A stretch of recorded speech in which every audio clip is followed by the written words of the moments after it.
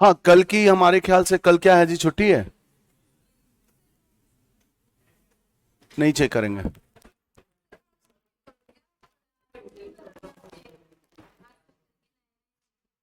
इसलिए नहीं चेक करेंगे क्योंकि आप मल्टी कलर में लिखी हैं। ब्लू कलर से लिखती तो हम लेकर चेक कर लेते हैं।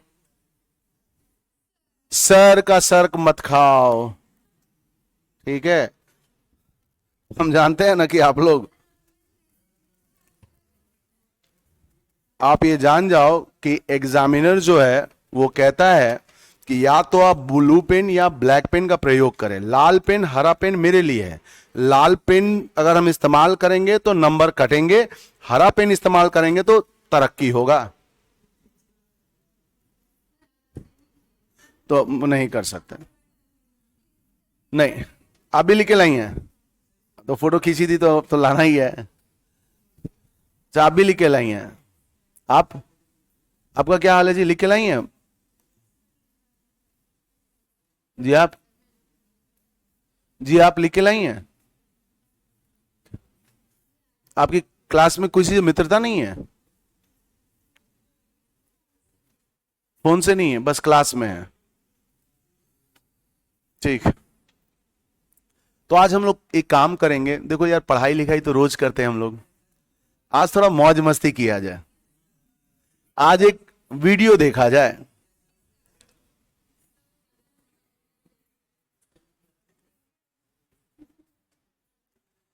आज हम लोग वीडियो देखेंगे जो हमारे देश में किस तरह से कई सारे राज्य ऐसे थे जिनको हम लोगों ने विलय करवाया भारत में। उसके संदर्भ में हम लोग कुछ वीडियो देखेंगे। किंतु उस वीडियो को देखने से पहले, जैसे कि हम आप लोगों से कमिटमेंट किए थे कि हमारी क्लास कुछ दिन चलेगी, तो हम आप लोगों का ऑब्जेक्टिव टेस्ट चलेगा। 10 क्वेश्चन रहेंगे और उससे रिलेटेड आपको आंसर देने हैं और फिर हम लोग करेंगे। जी, आपकी पहली क्लास है आज? नहीं नहीं, आपकी नहीं, डेमो है जी। आपका भी डेमो है जी, पीछे बैठे हो तो पहली क्लास है? अच्छा, दूसरी है, ओके। तो जी, आपका पहला क्लास है? आखिरी मतलब, अच्छा, दूसरी क्लास है। डेमो चल रहा है आपका? एडमिशन है? तो इतना दिन कहाँ थे? आ क्या बोल रहे हैं हम? अच्छा, लेट एडमिशन करवाया। हाँ, आ जाओ, अंदर आ जाओ। ये हाथ ऐसे क्या करती हो? हाथ पकड़ कोई खींच लेगा? नहीं, मुंह से बोल दी बस, उतना ही बहुत है। चलो,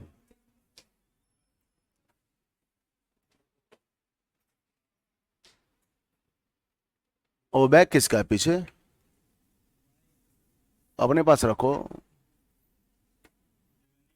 नहीं मिलती है तो क्या करोगे? दूसरे का जगह दखल कर लोगे? तो हम एक काम करते हैं। कुछ पूछना है? हाथ उठा रही हो? मत पूछो। हम लोग कुछ अब आप अब आपका डेमो काउंट करें कि नहीं करें, हमको तो समझ में ही नहीं आ रहा। क्या नाम है आपका? पार्थ?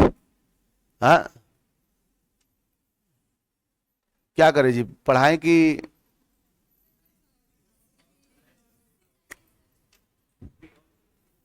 अच्छा, तो वीडियो हम लोग दिखाना उचित समझते हैं। उसकी आवाज आती है जी? आवाज आएगी। हम लोग सबसे पहले हैदराबाद और जूनागढ़ का विलय कैसे हुआ है उसको देखेंगे। उसके देखने के बाद कुछ हम लोग लिखेंगे, फिर देखेंगे तो अच्छा लगेगा। और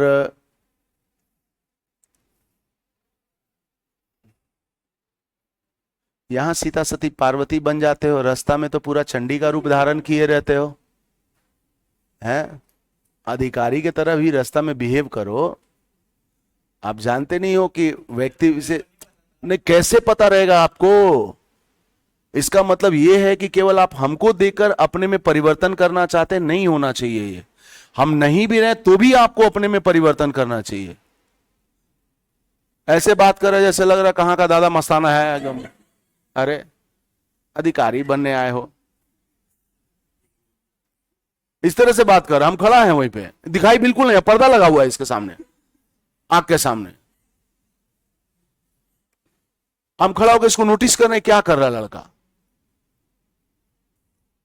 अरे ठीक है, बात करना चाहिए, दूरभाष इसीलिए है कि आदमी बात करे, किंतु अब इसका मतलब ये कोई थोड़े है कि अपने आप को।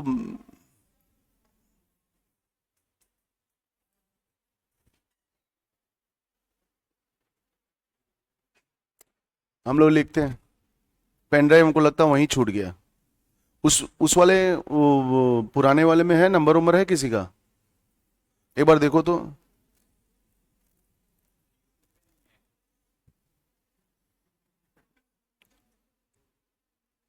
चुपचाप से बैठो, देखो वो बहुत महंगा पेन ड्राइव है।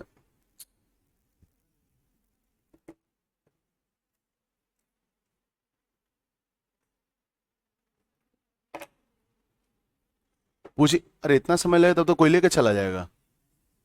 अरे सर, मैसेज से कोई सुनने वाला है यहाँ? फोन कीजिए राहुल को।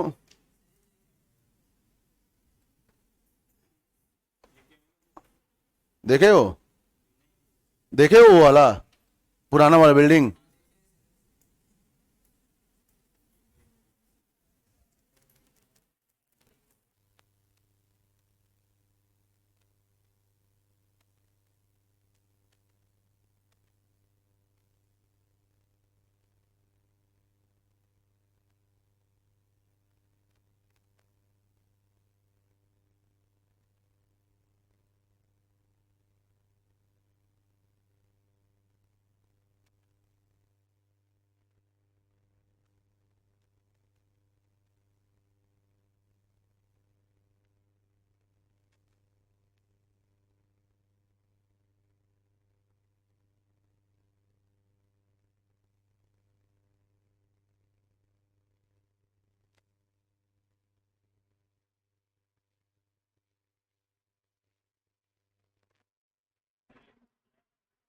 अच्छा, क्लास चलाते हैं उनको बोल तो लाएगा कोई नहीं। जाओ, ए बैठो यहीं। एक आध उसको बोलने के लिए हम, इसीलिए अब देखो सरकार 377 लीगलाइज की, मतलब सब जगह चलेंगे ऐसा नहीं है। क्या हम बोले इस लड़के को, बहुत सिंसियरली हम हाथ में लिए थे, क्या लिए थे पता नहीं, कैसे छूट गए हमसे। हम बड़े दुर्भाग्य की बात है। अच्छा लग रहा कि अच्छा हुआ छूट गया ना, हमको मालूम है आप लोग का यही हाल है।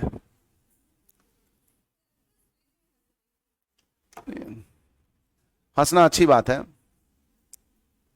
रो मत, खाली हंसो। हाँ, हम लोग लिखते हैं प्लीज।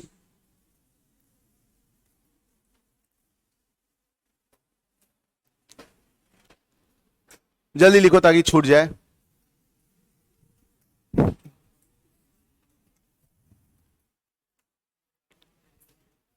भारतीय संविधान संघ एवं राज्य क्षेत्र, हेडिंग होगा संघ एवं राज्य क्षेत्र, संघ एवं राज्य क्षेत्र। कृष्णा, हेडिंग होगा संघ एवं राज्य क्षेत्र।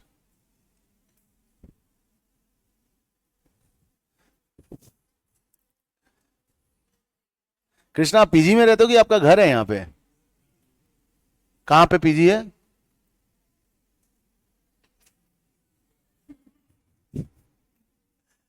जगह का नाम नहीं पता? हाँ, बस खाली रास्ता जानते हो कैसे कैसे जाना है? महान है यार आप तो। ये है हमारा देश, अधिकारी बनेंगे और अधिकारी को ये नहीं पता कि हम, मेरा ऑफिस कहां है,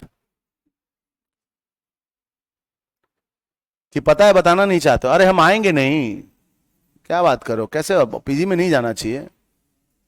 कहां है पीजी बताओ? क्या नहीं पता? रोड नहीं पता, रास्ता नहीं पता। ये कोई जगह नहीं पता है सर। रोड तो पता ही है, रास्ता तो पता ही है, तभी तो जा रहे हो।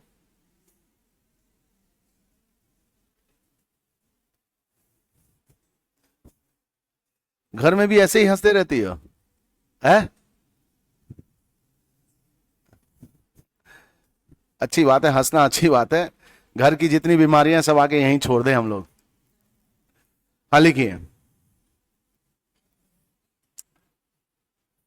भारतीय संविधान में भारत को राज्यों का संघ घोषित किया गया है।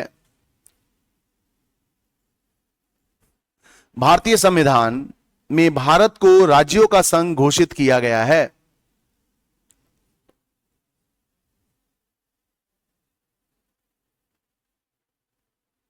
भारत अर्थात इंडिया राज्यों का संघ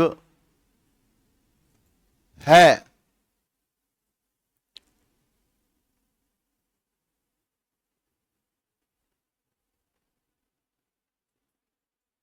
संविधान सभा में संविधान का प्रारूप प्रस्तुत करते समय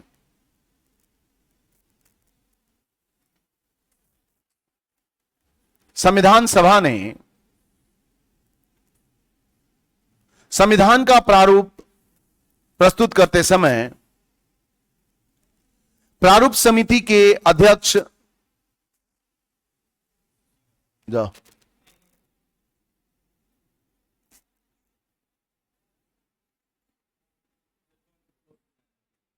वहां राहुल जी पूछना कि राहुल जी कहां हैं, वो आपको बता देंगे।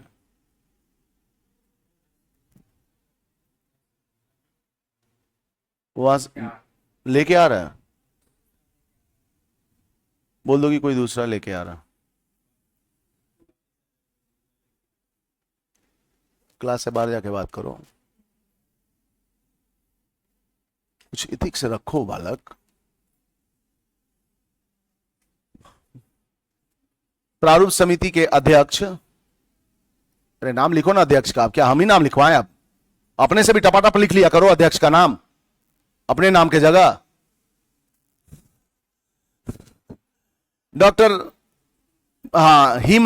डॉक्टर भीमराव अंबेडकर ने कहा कि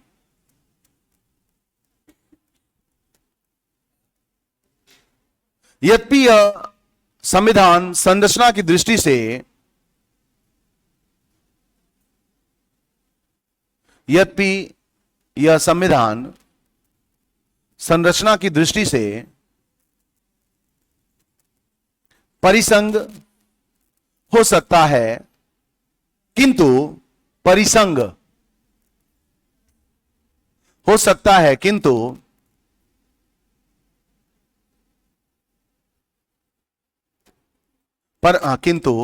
विविधता में एकता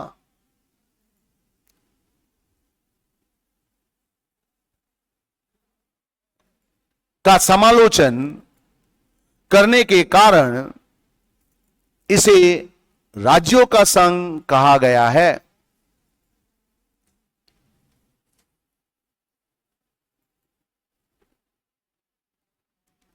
भारत को राज्यों का संघ कहने के पीछे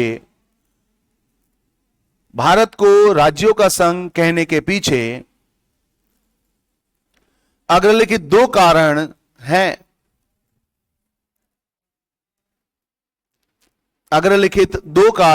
हैं। पहला, भारतीय संघ राज्यों के बीच किसी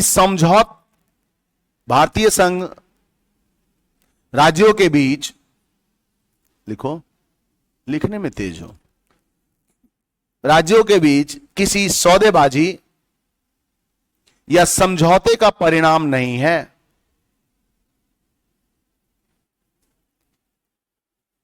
सौदेबाजी या समझौते का परिणाम नहीं है। और दूसरा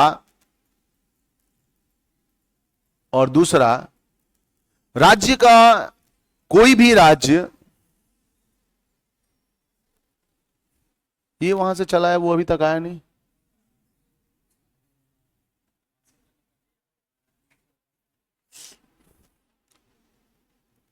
दूसरा, संघ का कोई भी राज्य, लिखो ना जी।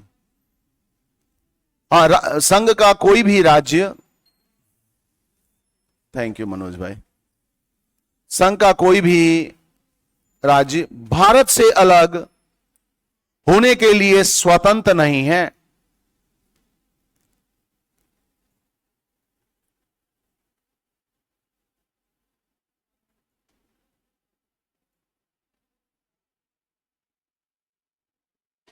भारतीय संविधान के भाग 1 के तहत अनुच्छेद 1 से 4 तक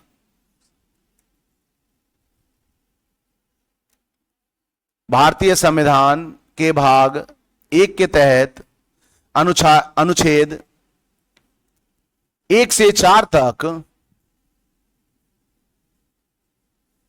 अनुच्छेद 1 से 4 तक संघ एवं उसके राज्य क्षेत्रों की चर्चा की गई है।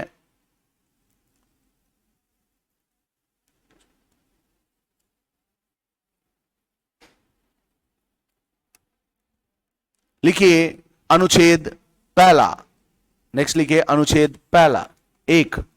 अनुच्छेद 1, संघ का नाम एवं राज्यों का, संघ का नाम और उसके राज्य क्षेत्र। संघ का नाम और उसके राज्य क्षेत्र।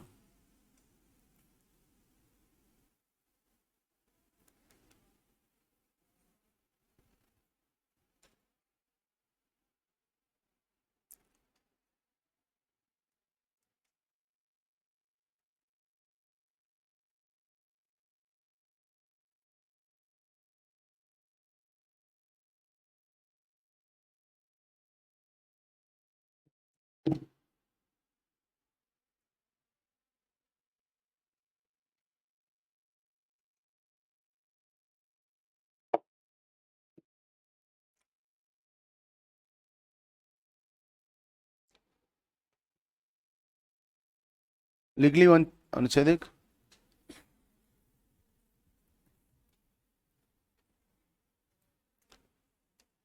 देखिए, जब हम लोग बात करते हैं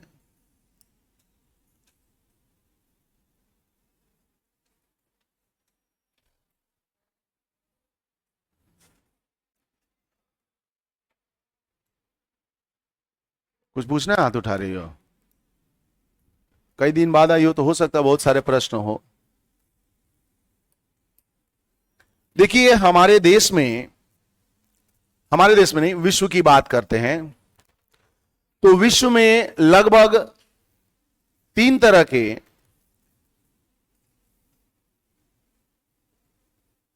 संवैधानिक चरित्र को दर्शाया गया है, जिसमें से हम लोगों ने 2 की चर्चा कर ली थी। किसकी किसकी?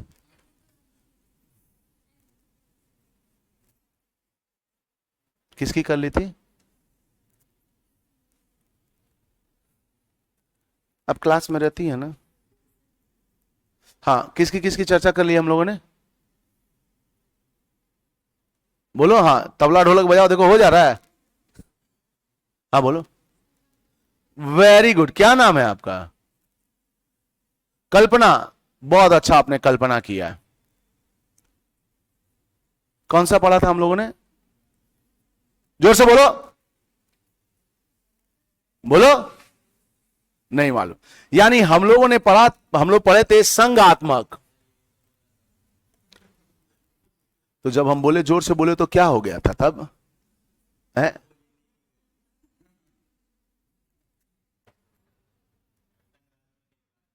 हाँ, तो देखिए, जब हम संघात्मक की बात करते हैं तो संघ के बारे में बात करेंगे, हम लोग आपको पहले ही बता दिए थे। फिर हम लोग एकात्मक की बात किए, एकात्मक की बात की, और उसके बाद हम लोग एक चीज छोटा छोड़ दिए जिसको हम लोग कहते हैं परिसंघात्मक। परिसंघ,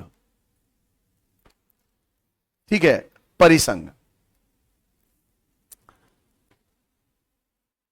वेरी गुड, हाथ उठाए हैं आप, अच्छा लगा। संघात्मक से आप क्या समझते हैं?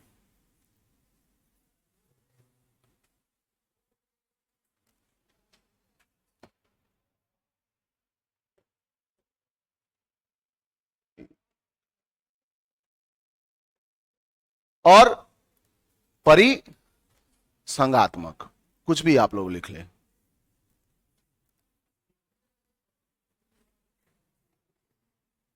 क्या हो गया कृष्णा? बताओ, कुछ हो गया हो तो हम भी समझेंगे। हाँ, संघात्मक से क्या समझते हो?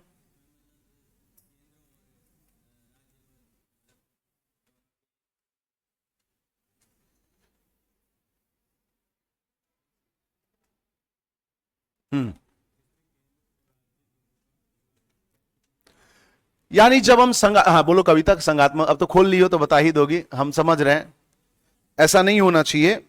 जब हम बात करते हैं संघात्मक के बारे में, तो संघात्मक कहता है कि हमारे देश में दो तरह के राज्य हैं, एक हो गया केंद्र और दूसरा हो गया, इन दोनों के पास अगर आप नोटिस करेंगे, केंद्र और राज्य के पास अगर आप नोटिस करेंगे, तो केंद्र के पास शक्तियों का विभाजन है। आप लोगों को भी पता है कि हमारे देश में शक्तियों का विभाजन है, और शक्तियों के विभाजन के माध्यम से आप देखिए, राज्य के पास, केंद्र के पास 97 और राज्य के पास 61 विषय हैं, है ना? उन विषयों में ये स्वतंत्र है अपना कार्य करने के लिए, स्वतंत्र है ना। यानी इसका मतलब कि केंद्र जो है वो राज्य की नीतियों में कोई हस्तक्षेप नहीं करेगा। आप स्वतंत्र हैं, केंद्र स्वतंत्र है, ये संघात्मक है। यानी केंद्र के अधीन राज्य कार्य कर रहा है, ठीक है।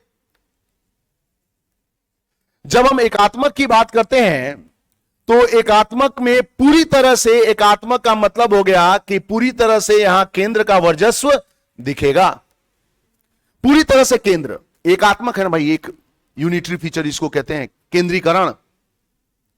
सुने ना केंद्रीकरण? ये केंद्रीकरण सुनी हो ना? ये केंद्रीकरण सुनी हो कि नहीं? क्या मतलब होता है केंद्रीकरण का? बोलो बोलो। अरे हिम्मत नहीं करोगी तो कैसे बोल पाओगे? देखो तो कितना बोलती है ये, कितना कोशिश करती है। बोलो, केंद्रीकरण से क्या समझती हो? कोशिश करो, हो जाएगा, डरने से कुछ नहीं होगा। बोलो। हंसती तो ये भी है, कोई बात नहीं, हंसना बुरा नहीं है, किंतु बोलना जरूरी है। बोलो, केंद्रीकरण से क्या समझती हो? हमने सवाल क्या पूछ दिया, आपका जान हाथ पे आ गया क्या कि बाप रे क्या जवाब दे क्या नहीं? हाथ पांव ठंडा, और देखो तो उसका हाथ ठंडा नहीं ना हो गया, गर्म हो रहा ना होगा तो। हाँ, केंद्रीकरण से क्या समझती हो? शक्तियों, अच्छा, शक्तियां केंद्र के हाथ में होती है। यानी इसका मतलब यह हुआ कि सारा गतिविधि राज्य का केंद्र ही देखेगी। यानी केंद्र जो, राज्य जो है वो केंद्र के चंगू में फंसा हुआ है, तो ये कभी निकलेगा नहीं, क्योंकि ये चाहेगा नहीं निकलना, तो ये कहां से निकलेगा? तो अपना अधिपत, अपना अधिकार इसके राज्य के ऊपर हमेशा जता के रखेगी केंद्र। देखिए अभी आपके पेरेंट्स का अधिकार आपके ऊपर कैसे दिख रहा है, चंगू से निकलने नहीं देते हैं। अच्छा बेटा को थप्पड़ मार दिया, अच्छा बेटा कोई बात नहीं, आ जाओ। जानते हैं कि बेटा घर से भाग जाएगा, जल्दी इसको पकड़ के रखो। कुछ बोल दिया गया तो बेटी को, फिर बेटी खाना अनशन पे चली जाएगी तो बेटी को मनाना पड़ता है। तो ऐसे ही राज्यों को क्या करना पड़ता है? अच्छा खाती ही नहीं है तो अलग बात है। ओके, तो अब क्या है कि उसको पकड़ के रखी है केंद्र, अर्थात केंद्र के प्रत्येक नीतियां राज्य के लिए बाध्यकारी हो गई। केंद्र की प्रत्येक नीतियां राज्य के लिए बाध्यकारी हो गई, और राज्य उसको मानने के लिए बाध्य है। यानी कोई विकल्प उसके पास आपने छोड़ा नहीं। ठीक है। हाँ, उसके बाद आप देखिए, जब हम परिसंगात्मक की बात करते हैं तो ये परिसंगात्मक कहता है कि ये संघ की तरह, इसीलिए यहां पे संघ वर्ड का हमने यूज किया था। केवल हमने परि, इसको हिंदी में, इंग्लिश में कहते हैं, परि को कहते हैं हिंदी में कौन, कौन, संघ को कहते हैं फेडरेशन, फेडरल, और आत्मा को नेशन, यानी कॉन्फेडरेशन, परिसंगात्मक। यानी इतने सारी परी वहां पे हो गए हैं कि कभी भी फड़फड़ाने लगती हैं। पहले ऐसे समझते हैं, फिर उसके बाद हम लोग किताब की बोली समझेंगे। यानी ये परी है कौन, तो राज्यों को कहा गया है परी। यानी ये जो राज्य है, राज्य क्या है, राज्य तो सिस्टर है, तो उनको परी का रूप दे दिया गया कि परिसंगात्मक। तो अब देखिए, तो यहां पर क्या है कि संघ के तरह व्यवहार करेंगे, यानी यहां केंद्र भी होगा और राज्य भी होगा। केंद्र के अपने विषय, राज्य के अपने विषय, ठीक है, दोनों के अपने विषय हैं, किंतु परी है, फड़फड़ाएगी, उड़ेगी, तो यहां पे थोड़ी सी भिन्नता आ गई। यहां पर केंद्र की बातें राज्य के लिए बाध्यकारी बन जाती थी, किंतु राज्य अपने नीतियों में स्वतंत्र है। यहां पर केंद्र की बातें राज्य मान नहीं सकती, मान भी सकती, नहीं भी मान सकती। यहां पर केंद्र राज्य की बातें नहीं मान सकती, केंद्र राज्य से कभी, राज्य कभी भी केंद्र से बाहर निकल सकता है और स्वतंत्र राष्ट्र की घोषणा कर सकता है। फड़फड़ाओगी तो स्वतंत्र ही होगी, उड़ोगी, उड़ने का मन करता है, फड़ फिर कोई पर काट दिया तो फिर आ गए, ठीक है, यहीं पे। देखिए अभी यूक्रेन का क्या हो रहा है, फड़फड़ाया था, अब जमीन पे है। तो आप देखिए, इसका मतलब यह हुआ कि, और यही स्थिति बनी रही सोवियत संघ की, यूएसएसआर की। जो सोवियत संघ पहले था वो परिसंघात्मक था, यानी हर राष्ट्र का अपना एक ध्वज दिखाई देता था, राष्ट्रीय ध्वज हर राज्य का, और राज्य जो थी वो केंद्र की बात को मानने के लिए बाध्यकारी नहीं था। इसीलिए आप देखिए 1990 में सब परियां निकलने लग गई और CIS, यानी ये 13 की 17 परियां निकल गई और नया पर बन गया, नया पर लग गया, यानी नया राष्ट्र बन गए। कौन कौन से थे, कजाकिस्तान, उज्बेकिस्तान, तुर्कमेनिस्तान, ये जितने स्थान है सब चल दिए, पाकिस्तान को छोड़कर, अफगानिस्तान को छोड़कर, ठीक है, ये जितने स्थान है सब छोड़ दिए इनके। तो परिसंघात्मक में ये एक बहुत बड़ी समस्या आती है कि आप केंद्र की, राज्य केंद्र की नीतियों को मानने के लिए बाध्यकारी, ठीक है, और राज्य कभी भी केंद्र से फड़फड़ा के नया राज्य बना सकता है। इसीलिए इसको परिसंघात्मक कहा गया है। यानी परि, यहां शब्द ये कह रहा है कि संघ की तरह है किंतु परियों को आजादी है, यानी राज्यों को आजादी है। हम कहते हैं ना कि पूर्वोत्तर राज्य जो हैं हमारी 7 बहनें हैं, 7 सिस्टर कहते हैं ना, क्यों नहीं 7 ब्रदर कहते हैं? हाँ, क्योंकि हमेशा जब आप जमीन को भारत माता कहते हैं तो ये, जब भारत माता पूरे भूभाग को हो गया तो राज्य उसकी बहन ही होंगी, तो भाई तो हुए ही नहीं, बहन ही है सब।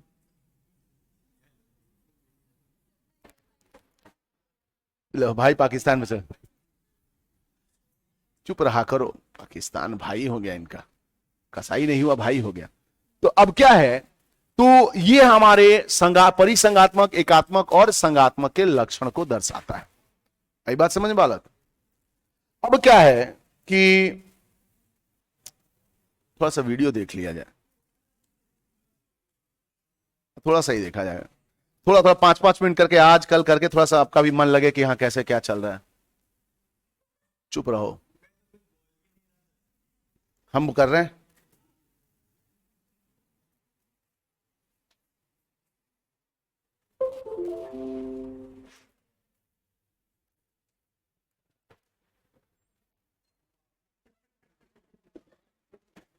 किसको बुलाने गया वीडियो देखने के लिए?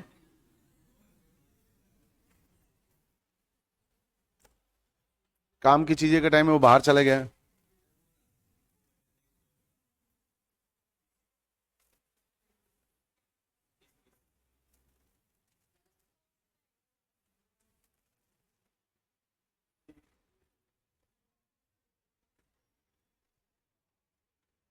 देखो सारे क्वेश्चन इसमें तैयार बैठे हैं, समय के नाम पे पूरा एकदम।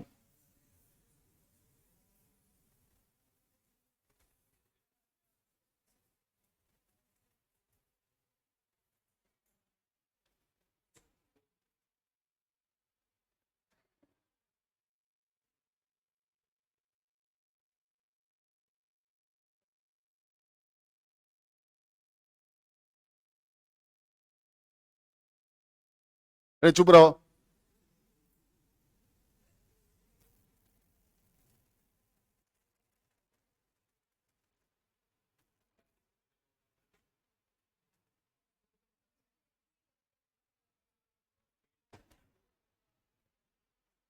थोड़ा बहुत हम ही जानते हैं, ठीक है।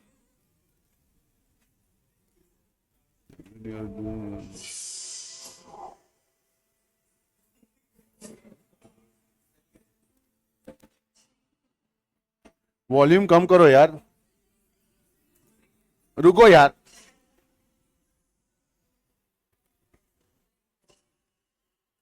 Camera, light. हाँ, अरे बंद करो लाइट यार, थोड़ा बेगम साहिबा के बारे में।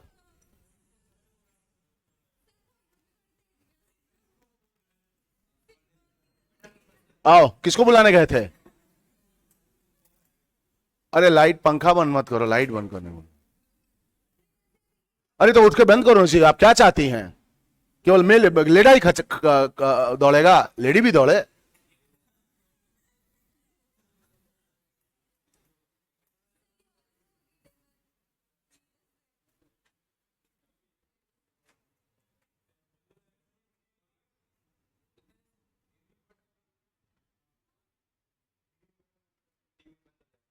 ये दोनों टीवी का ही है, तो ये क्यों नहीं बंद होगा?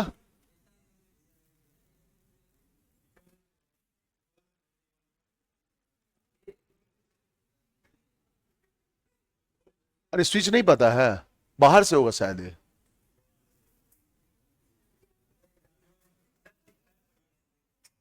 चलो चलो स्टार्ट करें।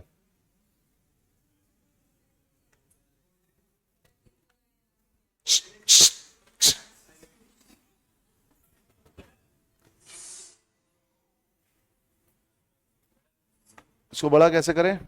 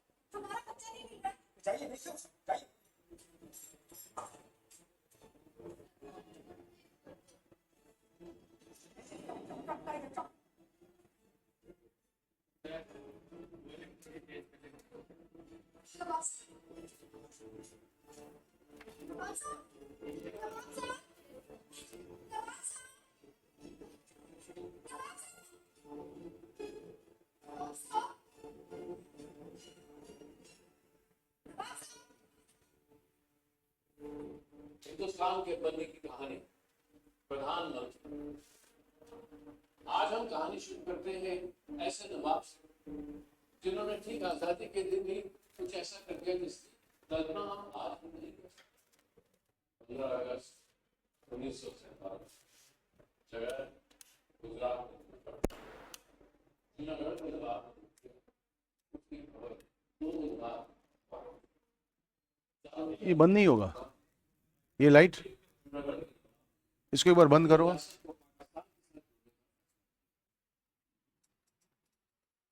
ये क्या करोगे?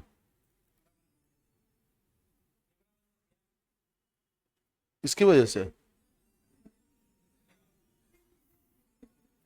बंद होने दो। आवाज जा रहा है ना? तो अब क्या करोगे? ये चालू कर दे। इसके साथ तो लाइट का कनेक्शन कर दिया।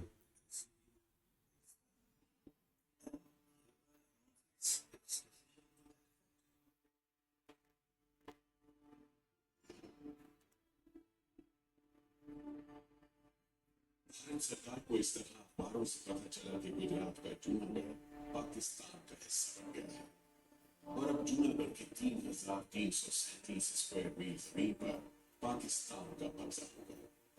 इसी के साथ जूनागढ़ रियासत की 6,70,000 की आबादी पाकिस्तान के हाथों का मुद्दा बन गई थी और इन सब के पीछे थे जूनागढ़ के नवाब, जिनका नाम था नवाब मोहम्मद महाबत खान जी। इससे पहले नवाब मोहम्मद महाबत खान जी अपनी दो आदतों के लिए जाने जाते थे। इसमें से पहली आदत थी जानवरों से उनका प्यार।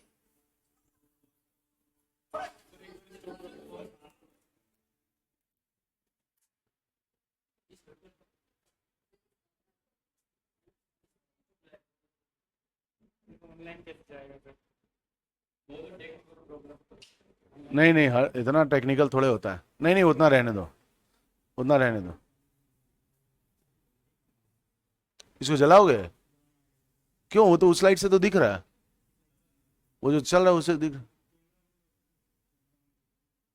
इंटरकनेक्टेड है क्या उससे? इससे भी कैमरा बंद हो जा रहा है, उससे भी बंद हो जा रहा है। जला लो, तब क्या करें हम? जला लो। थिएटर का मजा नहीं मिल रहा।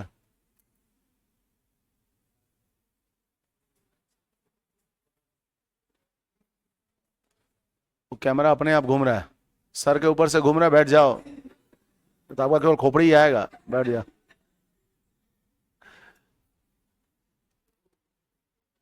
हो गया? चालू करें? बैठ चुप रहो। पिक्चर देख रही हो क्या? रहने वाले इस बात की जानकारी है।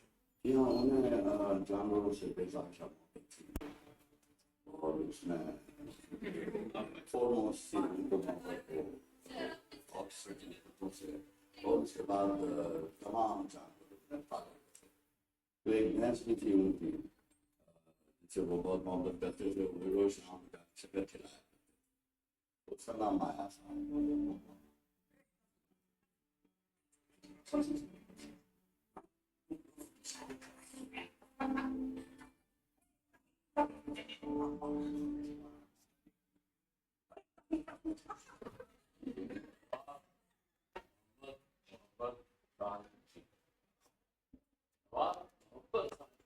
इस शौक की चर्चा दूर दूर तक तब हुई जब उन्होंने अपने दो कुत्तों की शादी की। बड़े बाजे ढोल और इन दो शाही कुत्तों की शादी के अवसर पर सरकारी भैया नवाब थे तो बहरहाल मोहम्मद खान जी बगल में डिस्टर्ब होगा, बगल में डिस्टर्ब होगा नहीं। हेलो?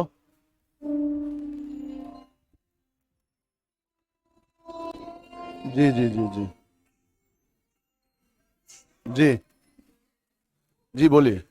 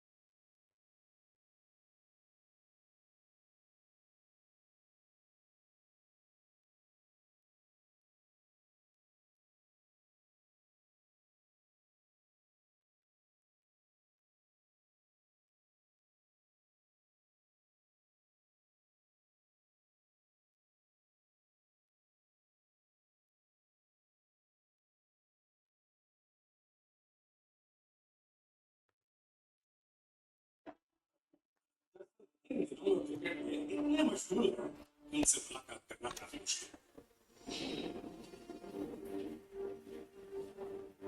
दीवान शाहनवाज भुट्टो मेनन की हर बात को नवाब की बीमारी के नाम पर टाल रहा था।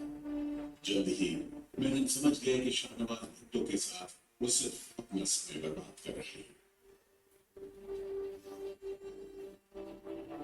Then it's time for me to leave. But let me conclude, Diwan साहब। जूनागढ़ के नवाब साहब के फैसले को लेकर काठियावाड़ की सत्ता पर गुस्सा अगर तो का गुस्सा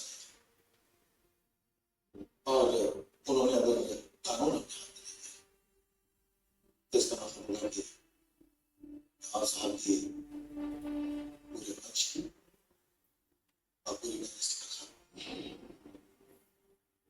और इसके जिम्मेदार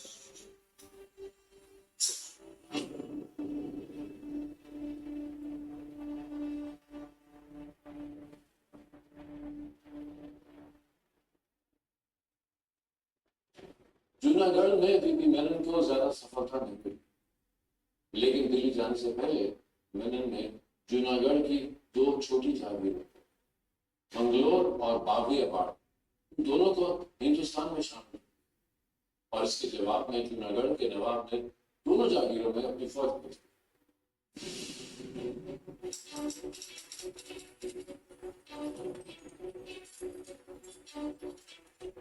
सर मंगलोर और बाबुयावाड़ में जूनागढ़ के नवाब ने अपनी फौजें भेज दी और दोनों जगहों के शेखों ने हिंदुस्तान के साथ ऐसे शेखों को खारिज कर दिया। मंगलोर और बाबलीवाड़ में अपनी फौज भेजी थी, क्योंकि नवाब ने दोनों जगह पर अपनी फौज भेजी। इसे रखता कंक्रीट भारत के खिलाफ युद्ध है। और बैठिए। If you agree, बाबरीवाड़ और मंगलोर पर किसी सैनिक का कोई जवाब नहीं। हम अपने कमांडर इन चीफ जरा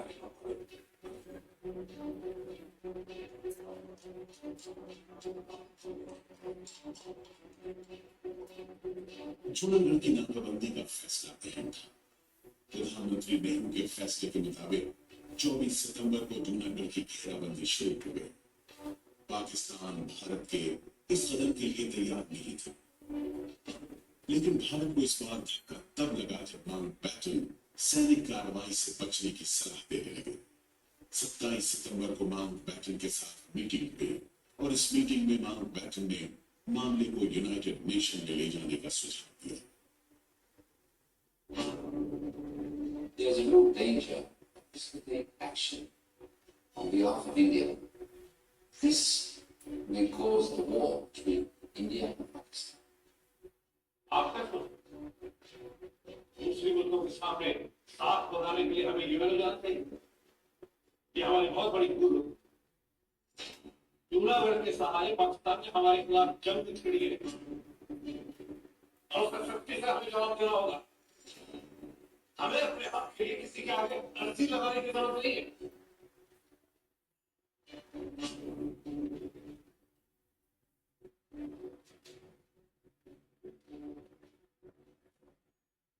स्पष्ट बात हो रही थी कि ब्रिटिश का अपना इंटरेस्ट क्या, इसे कहते हैं कि रिपीटेड कॉलोनियल पावर ये तो अपने इंटरेस्ट रखेगी।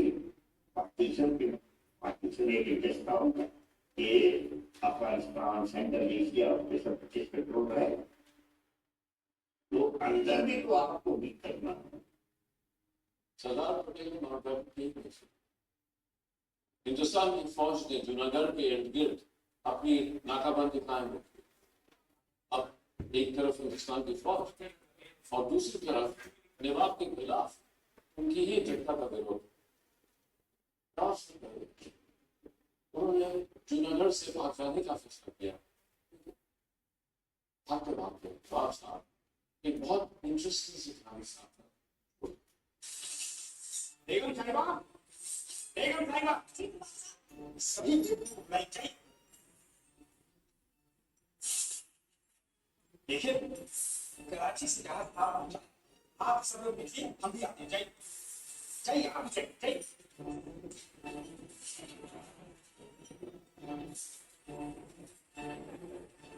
नवाब साहब, तुम्हारा बच्चा नहीं मिल रहा। नवाब साहब, नवाब साहब, नवाब साहब, नवाब साहब,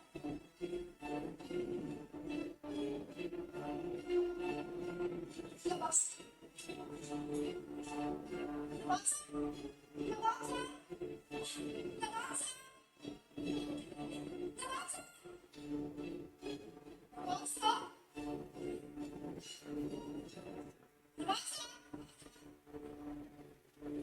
कहते हैं नवाब उस बीवी और बच्चे को महल में ही छोड़ते और अपने साथ जहाज में कराची एक कुत्ते को ले गए, दोनों को महल में छोड़। अब रियासत चलाने के लिए बच गए दीवान शाहनवाज।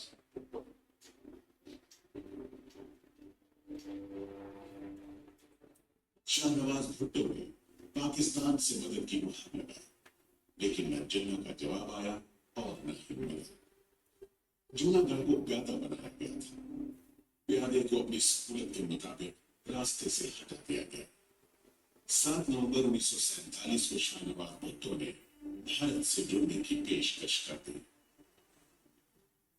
जूनागढ़ को तलाश करूंगा क्या वो ठीक है तो उसका जूनागढ़ को भोगना पड़ता है, कोई जरूरत पाते हैं भोगना पड़ता है।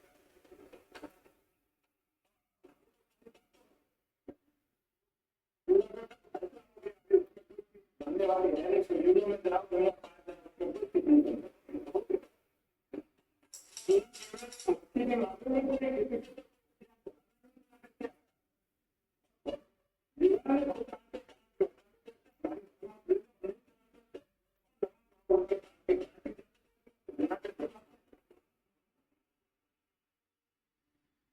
इस तरह जूनागढ़ को पाकिस्तान में शामिल होने से रोक दिया। फिर फरवरी 1948 में भारत में जूनागढ़ में रायशुमारी भी। हिंदुस्तान के पक्ष में 1,19,000 वोट और पाकिस्तान के पक्ष में सिर्फ 51। जूनागढ़ के नवाब महाबत खान जी दरअसल ऐसे देसी राजा महाराजाओं में से थे जिनके बारे में टाइम मैगजीन ने 1947 में लिखा था कि इनकी रियासतों में भारत की 25% आबादी रहती है। इन राजा महाराजाओं के पास औसतन 11 उपाधियां, 6 पत्नियां, 13 बच्चे और 4 रोल्स रॉयस कारें होती हैं। इनमें से ज्यादातर बड़ी रियासतों में अंग्रेजों के जाने के बाद खुद को आजाद मुल्क बनाने का सपना देखा था और इसका खुला ऐलान सबसे पहले देश के दक्षिण में मौजूद ट्रावणकोर रियासत ने किया था। ट्रावणकोर रियासत में आज के केरल और तमिलनाडु राज्य का दक्षिणी हिस्सा आता था।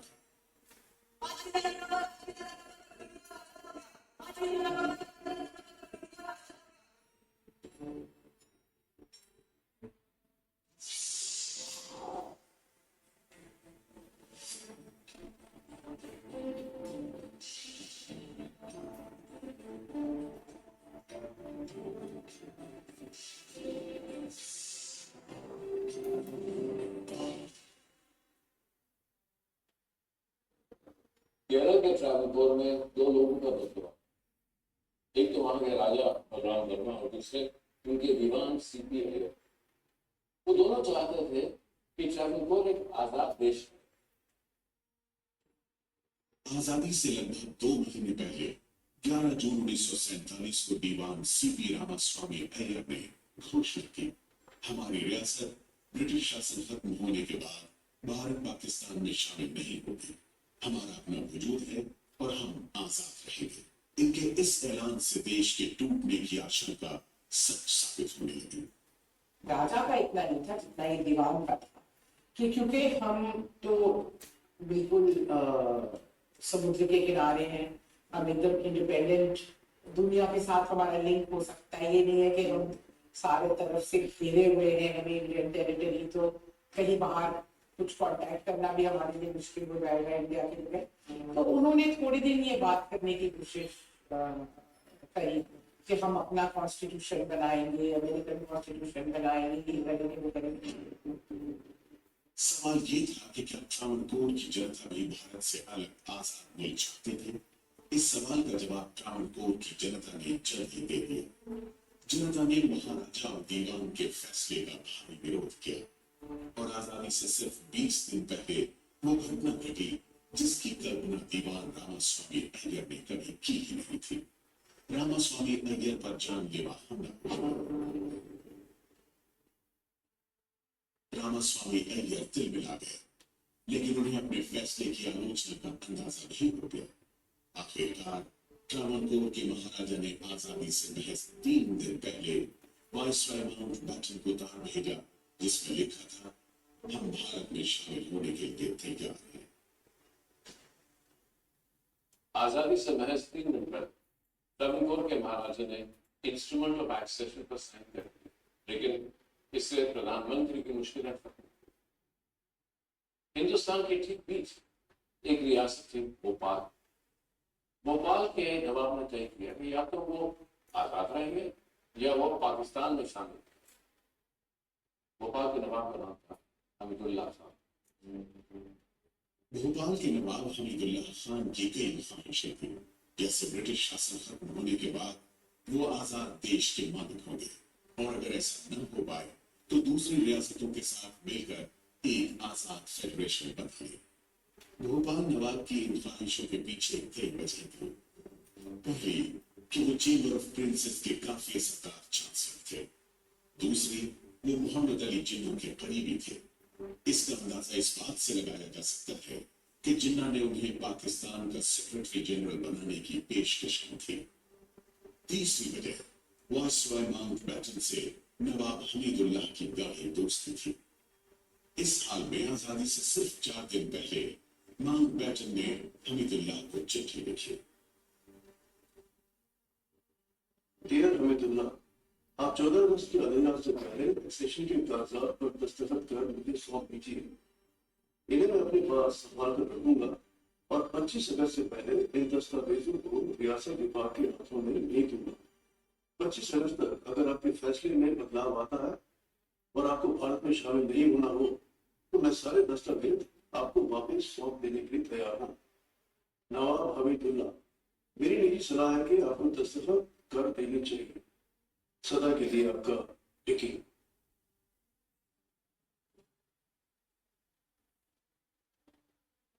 माउंटबेटन की इस चिट्ठी ने भोपाल को एक नया रास्ता दे दिया कि वो चाहे तो भारत से निकलेगा, और ये भारत के लिए बहुत खतरनाक बात।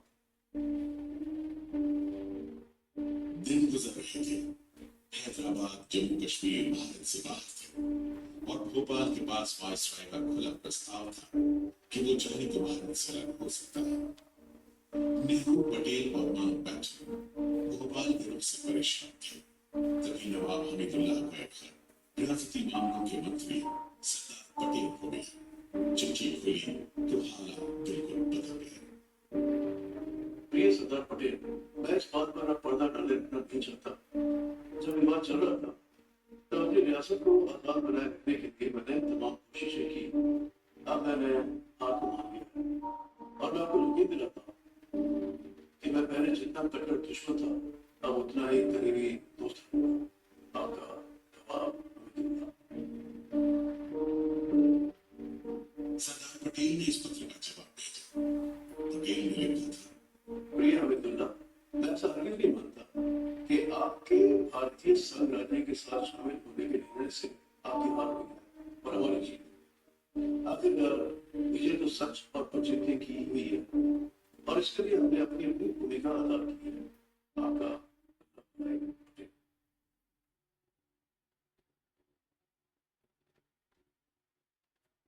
भोपाल के हिंदुस्तान में शामिल होने से एक समस्या तो खत्म हुई, लेकिन देश के सामने एक और बहुत बड़ी समस्या।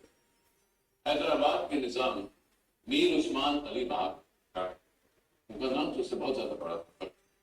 निजाम साहब ने ये ऐलान कर दिया कि वो किसी भी हालत हैदराबाद को हिंदुस्तान के साथ जोड़ने में राजी नहीं हो, और उनके साथ थे कासिम नजमी।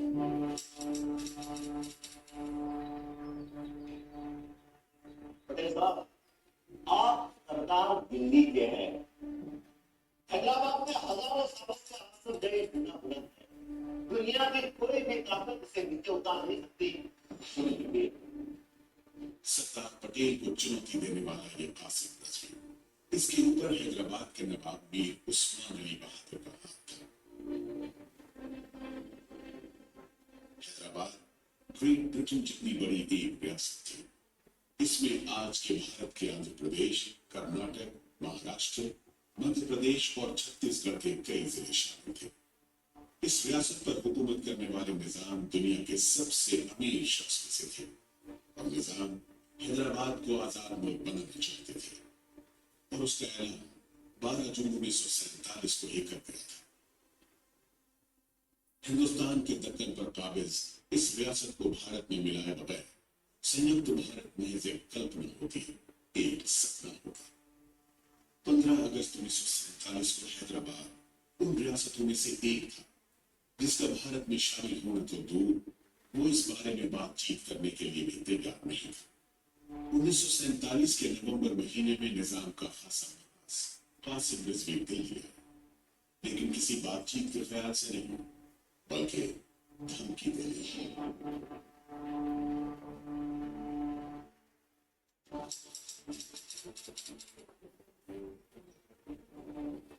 साहब, हमारे निजाम ने साफ साफ कह दिया, दो मुल्कों में समझौता होता है, वैसे ही समझौता हम आपके साथ कर सकते हैं। आप किसको बोलिए, हैदराबाद कभी भी अपनी खुद मुख्तारी और आजादी को आपके पैरों तले नहीं रख सकता। आप ना ये छोड़ दें। आसिफ साहब,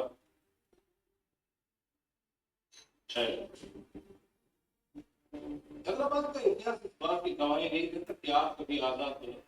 हैदराबाद हमेशा हिंदुस्तान की रियासत था। अब जब अंग्रेज हिंदुस्तान छोड़ के चले गए, वैसे ही हैदराबाद को अपना निजाम आवाम के हाथ में देना, इसी में आपके और आपके निजाम की भलाई। पटेल साहब, आप हमारी फिक्र ना करें तो अच्छा है। वो दिन दूर नहीं, हैदराबाद की सड़क को अरब सागर में एक और आसफ जारी निजाम का लाल किले पर।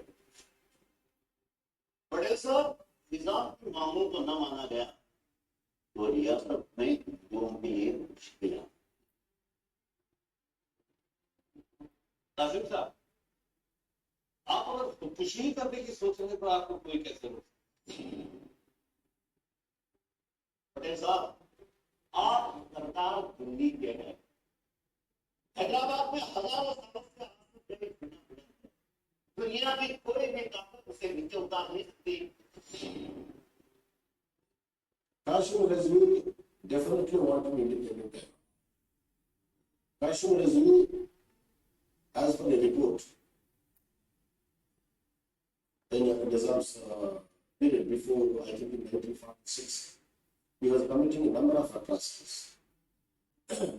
And government of Hyderabad instituted a committee inquired, committee came to know Kashmir Razvi is a criminal. Sardar Patel से कासिम रिजवी की ये पहली और आखिरी मुलाकात थी।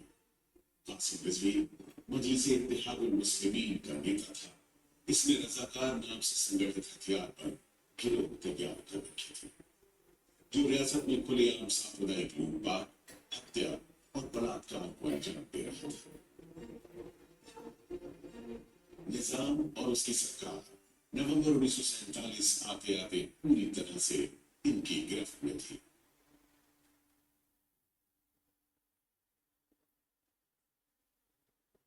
Kashmir Razvi completely declared Hindus will not have any political power. Hindus have to be under Muslim rule. Muslims, only Muslims have political power. There is a community stand everywhere was there. And Kashmir Razvi community stand at their fate will be trying a very big force known as Azad. Qasim Razvi ने नवाब के इर्द गिर्द सब अपने लोग थे। हैदराबाद में वही होता था जो कासिम रजवी था, लेकिन फिर भी बड़ी मुश्किल से भारत सरकार ने हैदराबाद के साथ एक स्टैंड स्टिल एग्रीमेंट साइन किया, जिसका मतलब ये था कि वो काम जो हैदराबाद और बाकी हिंदुस्तान में होता था और जैसे भी होता था वो एक साल तक वैसे ही चलता था। लेकिन हैदराबाद के नवाब ने इंस्ट्रूमेंट ऑफ एक्सेशन साइन करने से बिल्कुल मना कर दिया और ये भारत के लिए बड़ी मुश्किल थी क्योंकि उसके बगैर हैदराबाद हिंदुस्तान में शामिल नहीं हो सकता।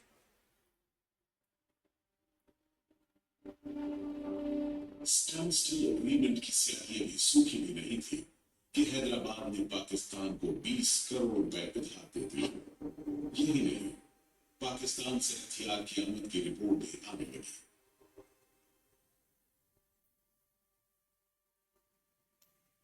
मतलब साफ था, बगावत।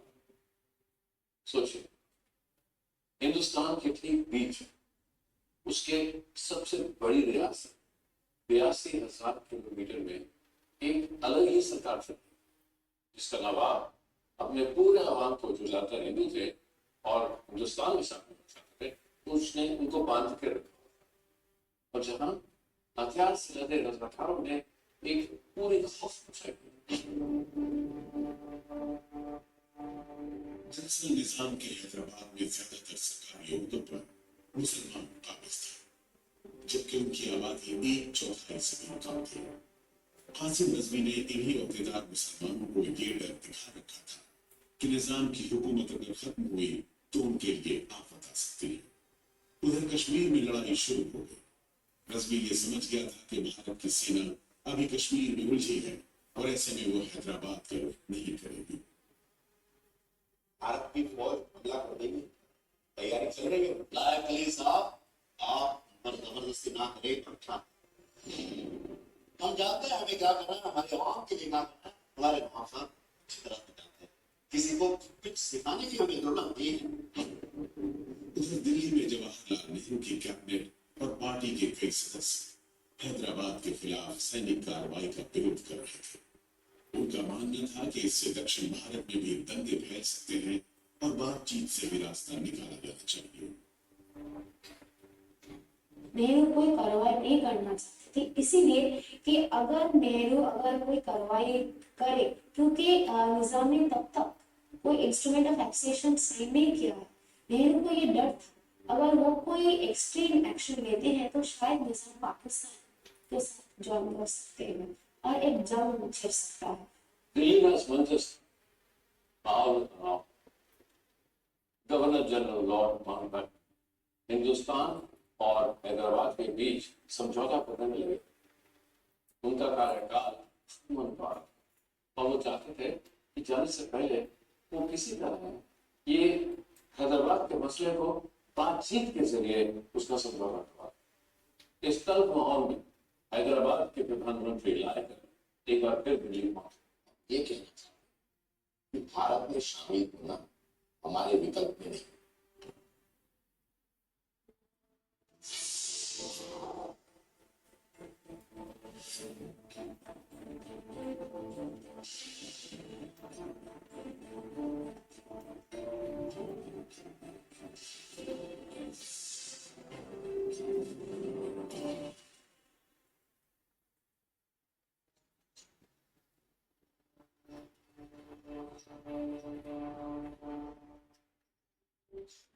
कासिम रजवी के नाम पर जो बातें चस्पा की जा रही है वो उन्होंने कही नहीं, हिंदुस्तान के खिलाफ 50 करवा रजाकारों ने वहां रैली इसमें कासिम रजवी भाषण दिया। सवाल इस बात का नहीं कि वहां रैली हुई थी कि उसमें इससे भी ज्यादा महत्व ने रजवी को चेतावनी दी है, लेकिन इसके लिए आपने कांग्रेस के लीडर्स भी जिम्मेदार जो बार बार ये कह रहे हैं कि हैदराबाद पर कभी भी सैनिक हमला हो सकता है। अगर आप बातचीत से ये मसला सुलझाना चाहते हो तो हम ये कहना चाहते हैं कि भारत में शामिल होना हमारे विकल्प में नहीं। हाँ, हमें पॉलिटिकल अकॉर्ड जरूर कर सकते और इसका फैसला कौन करेगा? इस्लाम दोनों मिलकर करेंगे और अगर कुछ मतभेद हुआ तो क्या हमारे लिए आवाम की चुनी हुई सरकार बहाल करना और पूरी तरह से भारत में शामिल वो एक है। और इसके लिए अभी हम तैयार हैं।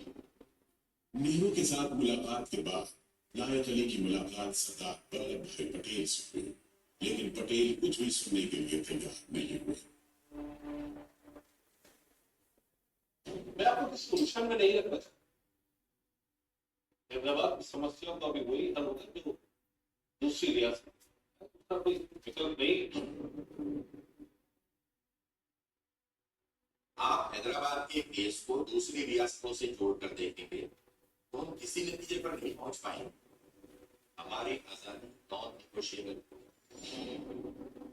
तो हमारे यहाँ में तो कोई मतलब नहीं। हम आजाद हैदराबाद के लिए कभी भी सहमत नहीं हैं, जिससे कि भारत की एक तार विसक में पूर्ण पसीने से हासिल। फिर भी हम आपकी समस्याओं को बातचीत से सुलझाने की कोशिश करेंगे। लेकिन इसका ये मतलब नहीं कि हम कभी भी आजाद हैदराबाद के लिए सहमत हैं। मैं आपको साफ लफ्जों में इसलिए कह रहा हूं कि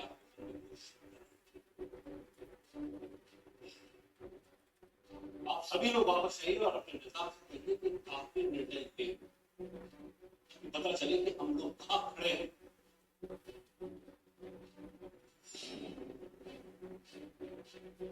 हैदराबाद का प्रतिनिधिमंडल वापस लौटा और उसने जो भी वादे किए थे उन्हें भूलकर नई मांग करने लगा। आजादी मिले 8 महीने बीत चुके थे और हैदराबाद रियासत की हैसियत एक अलग मुल्क जैसी बनी हुई थी। निजाम ने 22 अप्रैल 1948 को माउंटबेटन को एक खत लिखा, जिसमें कहा गया कि हैदराबाद के शासक और प्रजा का रिश्ता उनका अंदरूनी मामला है। माउंटबेटन भारत से लौटने से पहले हैदराबाद की समस्या सुलझाना चाहते थे। आखिरकार उनकी कोशिशों की वजह से भारत सरकार ने ऐसी रियायत दे दी जो हैदराबाद को लगभग एक आजाद मुल्क का दर्जा दे दी। ऐसी रियायत किसी और रजवाड़े को नहीं दी गई थी। इसके तहत हैदराबाद अपना कानून खुद बना सकता था, 20,000 तक की फौज रख सकता था। आंतरिक इमरजेंसी की हालत में ही भारतीय फौज हैदराबाद में दाखिल हो सकती थी। निजाम की सत्ता तो महफूज थी। इन प्रस्तावों को सरदार पटेल ने माउंटबेटन के बड़े अनुरोध के बाद 13 जून 1948 को अपनी सहमति दे दी। इस समझौते के लिए पटेल और नेहरू की आलोचना भी होने लगी। सवाल पूछा जा रहा था कि क्या हैदराबाद एक आजाद देश बनने जा रहा है? और बाकी थे तो सिर्फ समझौते पर निजाम के दस्तखत।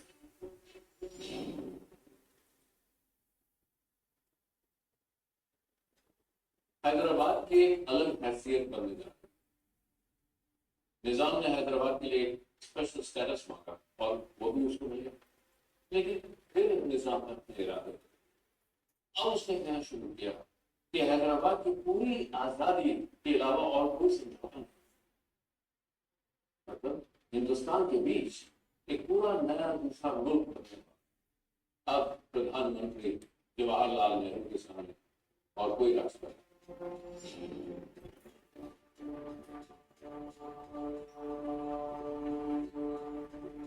देखिए, हमने हैदराबाद से जो प्रस्ताव दिया था उससे ज्यादा कोई और रियायत हम नहीं दे सकते। अब इस मसले पर अब बातचीत का कोई मकसद। एक तरफ तो नेहरू ने प्रेस में ऐलान कर दिया कि हिंदुस्तान की हैदराबाद के साथ बातचीत, उनके साथ नेगोशिएशन खत्म हो गए, टूट गए, और दूसरी तरफ हैदराबाद के प्रधानमंत्री लाए कर दिए। हैदराबाद का पूरा मसला यूनाइटेड नेशन के सामने खड़ा करके नेहरू ने इन धमकियों को नजरअंदाज कर दिया। दूसरी तरफ तबीयत खराब होने की वजह से सरदार पटेल देहरादून में आराम कर रहे थे। हैदराबाद के निजाम की जिद और वहां के बिगड़ते हालात पर पटेल ने प्रधानमंत्री नेहरू से कोई कदम उठाने का आग्रह किया।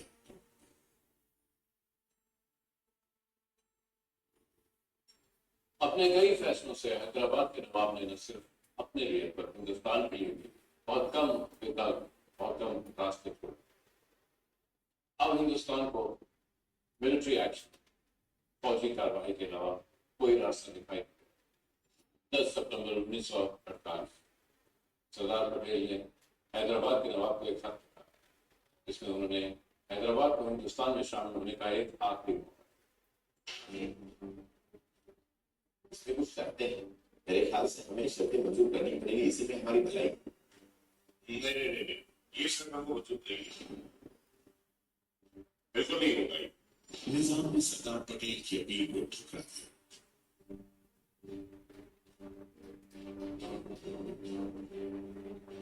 जवाब में भारतीय सेना ने 13 सितंबर 1948 को ऑपरेशन कैटरपिलर शुरू कर दिया, जिसे ऑपरेशन पोलो या पुलिस एक्शन भी कहा जाता है।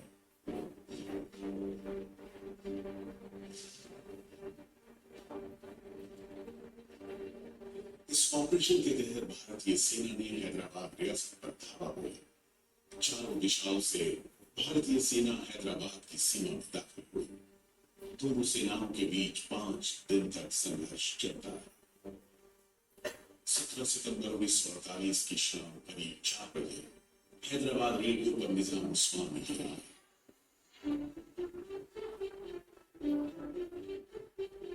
हमने भारत के गवर्नर जनरल श्री राजगोपालाचारी को इत्तला दे दी है। ये रियासत के सियासी हालात को देखते हुए हमने हुकूमत को पूरी तरह अपने हाथों में ले लिया। हमें अफसोस है कि ये फैसला हम पहले नहीं ले सकते। हमने अपनी फौज को जंग रोकने का हुक्म दे दिया और हम इंस्ट्रूमेंट ऑफ एक्सेशन पे दस्तखत करने के लिए भी तैयार।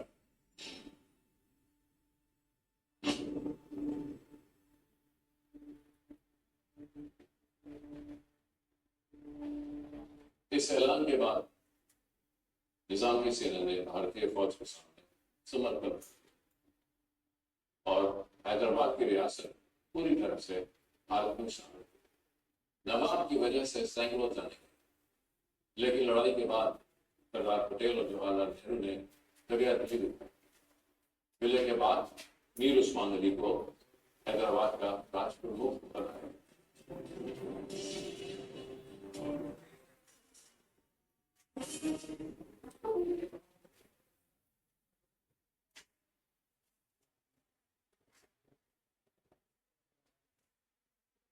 लाइट चलाओ, कैमरा वैमरा बंद करो आप।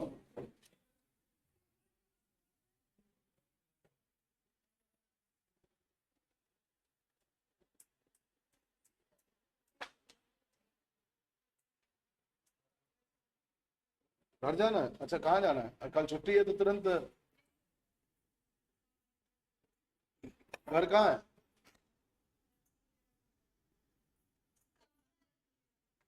कितना देर लगेगा जाने में? तो पैदल भी जा सकते हो।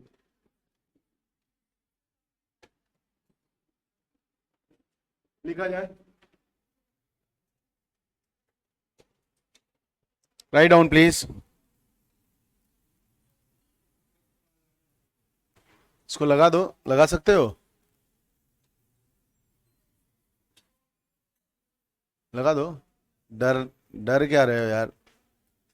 चिपके हुए तो ऐसे भी कुछ जान नहीं है। चलो,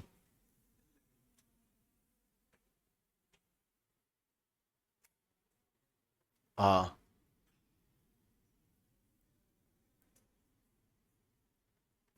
बस बस, ऑसम।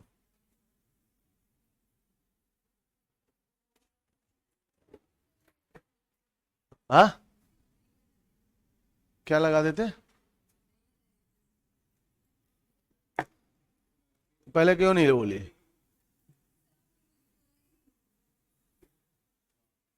देखो, हमारे समाज में एक चीज है, लड़कियों को आज भी रेस्पेक्ट दिया जाता है इन सब चीजों से, कि लड़के चिपक जाए वो कम से कम बैठे। तो देख लीजिए कि इस तरह से हमारे देश में हैदराबाद और जूनागढ़ नहीं, जूनागढ़, त्रंबकोर और भोपाल, ये तो ट्रेलर है। अभी कई सारे राजस्थान के रियासत जो है ना, वो कैसे बिले हुए, वो भी एक अपने में एक बहुत बड़ी चुनौती है। और जम्मू कश्मीर इससे भी बड़ा हड्डी बना हुआ है, जो गले में फंस गया है, ना निकल रहा है ना जा रहा है अंदर, ताकि सुकून तो मिले, पर ऐसा कोई सुकून नहीं मिल रहा है। खैर, ये सब चीज आप लोग को YouTube में भी मिल जाएगा, आप लोग उसमें भी देख सकते हैं। ठीक है कृष्णा, इधर उधर की चीजें देख दो, काम की चीजें देखा करो। ठीक है, सबको हम कह रहे हैं, पर्सनली आपको नहीं।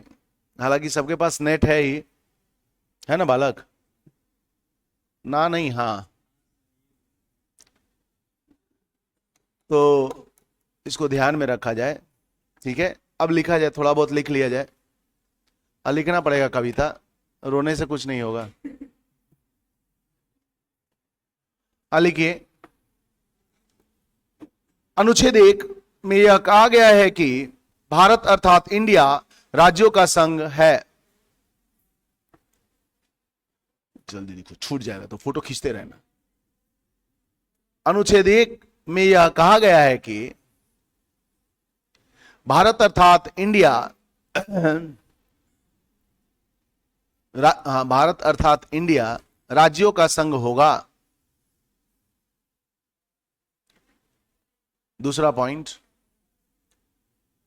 परिसंघ तथा संघ प्रणाली में, परिसंघ तथा संघ प्रणाली में, परिसंघ तथा संघ प्रणाली में केंद्र के साथ राज्यों का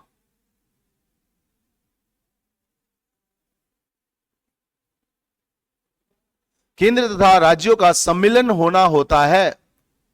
सम्मिलन होना होता है। दोनों में केवल अंतर इतना है कि दोनों में केवल अंतर इतना है कि दोनों में केवल अंतर इतना है कि जहां परिसंघ में राज्य केंद्र के साथ किसी समझौते के तहत शामिल होती है। इतना सारा आ गया मैसेज, हाँ बोलो क्या छूट गया कि आप नहीं लिख पा रही हैं। केवल अंतर इतना है कि जहां परिसंघ में राज्य, लिखो ना जी, जहां पर लिखिए, जहां परिसंघ में राज्य केंद्र के साथ किसी संधि या समझौते के तहत, वेरी गुड, शामिल होता है। इतना तेज है हम। तथा वह जब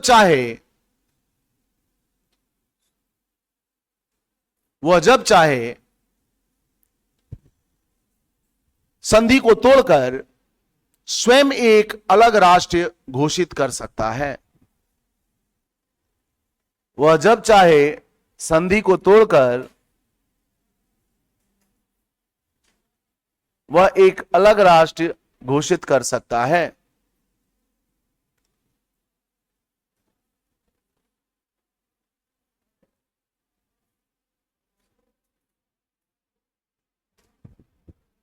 परंतु भारतीय संघ के संदर्भ में राज्यों को यह स्वतंत्रता नहीं दी गई है। परंतु भारतीय संघ के संदर्भ में राज्यों को यह स्वतंत्रता नहीं दी गई है कि जब वह चाहे संघ से अलग हो जाए, कि जब वह चाहे संघ से अलग हो जाए।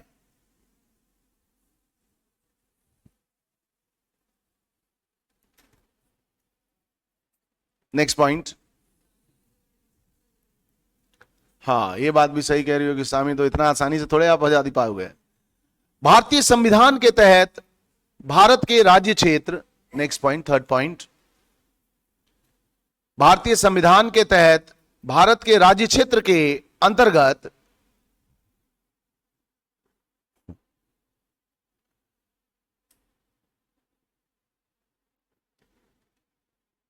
क्या छूट गया, क्या छूट गया बोलो।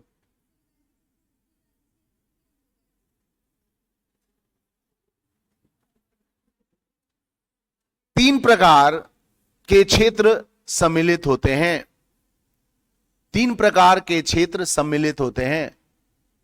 छूट गया, क्या छूट गया बोलो। भारत समसाम नहीं, भारत के राज्य क्षेत्र के अंतर्गत, भारत के राज्य क्षेत्र के अंतर्गत तीन प्रकार के क्षेत्र सम्मिलित होते हैं। पहला, राज्यों के राज्य क्षेत्र। दूसरा, संघ राज्य का क्षेत्र।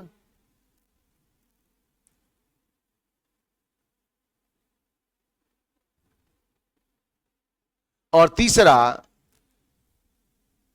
लिखो, और हाँ सही लिख रही हो, और तीसरा ऐसा अन्य क्षेत्र जो अर्जित किए जाएं।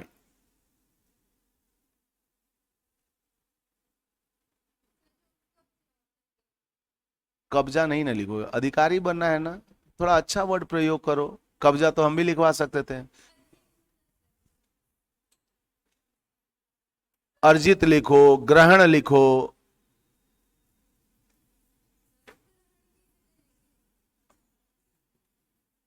हाँ बोलो। हाँ, तो भी हम कर सकते हैं, बिल्कुल कर सकते हैं, किंतु मर्जी वाला अब कोई दिख नहीं रहा है। ऐसे ही दिख रही हो कि कितना महाभारत चल रहा है था। अब मर्जी चाहिए, मर्जी में कौन आता है बताओ। अगर आज आपके पास पैसा है तो आप अपने घर से अलग हो जाओ। मर्जी तो बहुत है, किंतु होता नहीं है ना। सही है ना। सबसे पहले करप्ट निकलोगी। हाँ, भ्रष्टाचार एकदम कूट कूट के भरा हुआ है। लिखिए नेक्स्ट। अच्छा, एक बात बताइए, आप लोग कितने लोग भ्रष्ट अधिकारी नहीं बनेंगे? हाथ उठाए तो। भ्रष्ट अधिकारी नहीं बनेंगे मतलब भ्रष्टाचार नहीं करेंगे। ये जिन जिन लोगों ने हाथ उठाया है ना, ये सब पक्का करप्ट निकलेगा। और ये कह रही हो हाथ उठा रही हो कि नहीं? हाँ बिल्कुल कहो कि हाँ सर हम भ्रष्ट निकलेंगे। ये एकदम यथार्थ है। एक लड़का इंटरव्यू में गया था, तो आईएएस के इंटरव्यू में उसने केवल लिखा आईपीएस हमको चाहिए और कुछ नहीं चाहिए। तो जब इंटरव्यू पैनल ने उसका इंटरव्यू लिया तो बोला ये केवल आईपीएस लिखो, आईएएस भी नहीं चाहिए? बोला ना, बिल्कुल ना। बोला आईआरएस वगैरह कुछ नहीं, केवल आईपीएस। तो उसने बोला कि इसका मतलब आप भ्रष्ट अधिकारी बनना चाहते हो? बोला बिल्कुल। सिलेक्शन भी हो गया, आईपीएस बन भी गया। क्योंकि भ्रष्टाचार जो है उसकी परिभाषा बहुत है। जैसे भ्रष्टाचार में वो ये नहीं कहा कि आप घूस लोगे, वो कहा आप भ्रष्ट अधिकारी हो गए। बोला हाँ। तो भ्रष्टाचार में जैसे ये सब सीता सती भी पार्वती बन रहे हैं जो हाथ उठा रहे हैं, कल को मान लो कि अगर आपके माता पिता किसी गाड़ी में जा रहे हैं और उनकी गाड़ी पुलिस वालों ने पकड़ लिया, माता पिता किसको फोन करेंगे? तो आप कहोगे गाड़ी पुलिस वालों को नहीं 1000 का 2000 फाइन लो, तो हमारे माता पिता बहुत नियम का पालन नहीं किया, ऐसे बोल सकती हो? तो ये भी एक तरह का भ्रष्ट ही है। अरे नहीं होगा, बोल सकते हैं क्या? पत्नी का फोन आएगा और बोल दे पति का फोन आएगा और ऐसे बोल दो तो घर में देखो तो क्या होता है, कई हजार का चालान खुद से देना पड़ जाएगा। अरे वो समस्या आएगी तब की बात कर रहे हैं बालक, अभी नहीं ना है। तो ये कहने की बात है। भ्रष्टाचार में हमने आपको ये थोड़े कहा कि आप पैसे लेंगे या घूस लेंगे। हमने कहा भ्रष्टाचार किसी भी एंगल से हो सकता है। अपने भाई भतीजे को भी सपोर्ट करना एक तरह से भ्रष्टाचार है। भ्रष्टाचार की परिभाषा 27 है, उस 27 में यह भी आता है कि जो आईएएस अधिकारी, आरएस अधिकारी, आईपीएस अधिकारी ये सब है, ये सब निजी किसी भी प्रयोजन में शामिल नहीं होंगे।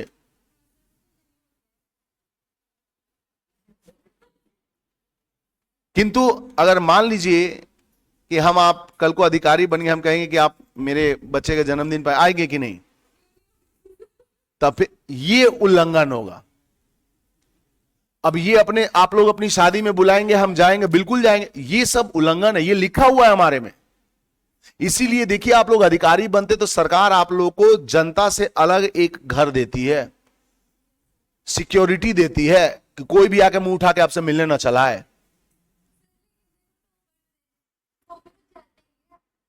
तो जाते, फिर यही दुख की बात है, जाते हैं इसलिए क्योंकि कानून किसी को नहीं पता।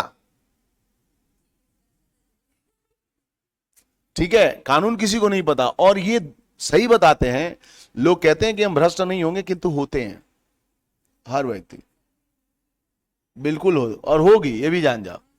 हाँ, वो तो दिख ही रहा है, इसीलिए ना नया जिला बन गया ये। हाँ, नेक्स्ट लिखिए, नेक्स्ट लिखो, कलम उठाओ मत।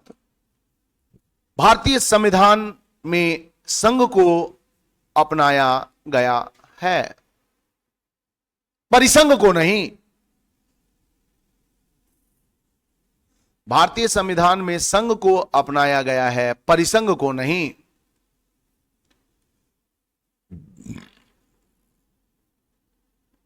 भारतीय संविधान में संघात्मक शब्द का प्रयोग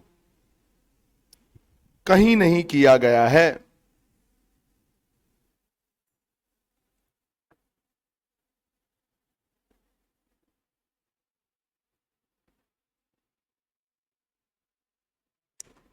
अनुच्छेद 2, नए राज्यों का प्रवेश या स्थापना।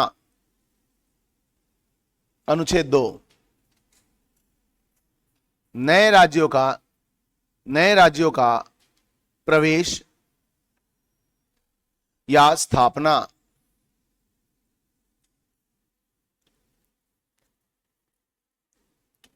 संसद, इसके अंदर लिखो संसद, ठीक है। संसद विधि द्वारा ऐसे,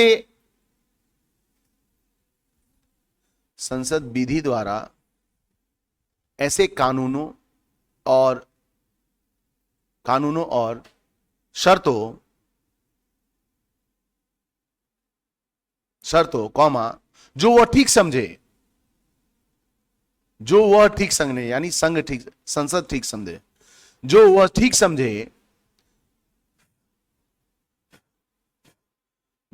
समझे, संघ में नए राज्यों का प्रवेश या उनकी स्थापना कर सकती है।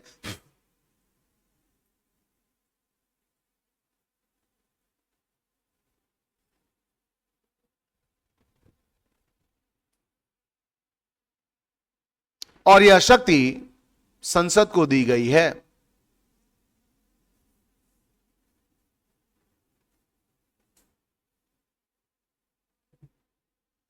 इस शक्ति का प्रयोग कर संसद ने 35वां संशोधन अधिनियम पारित कर 35वां संशोधन अधिनियम पारित कर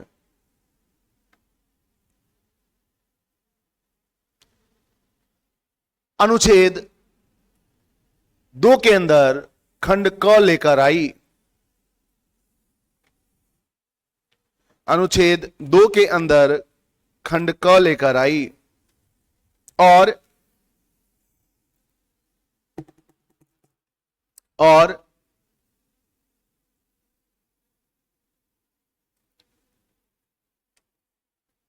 सिक्किम को सहायक राज्य का दर्जा दे दी।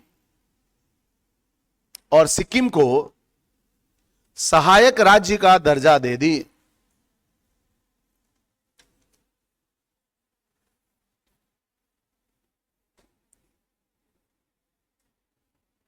सहायक राज्य का दर्जा दे दी। परंतु 36वें संशोधन के तहत इस खंड को हटाया गया और सिक्किम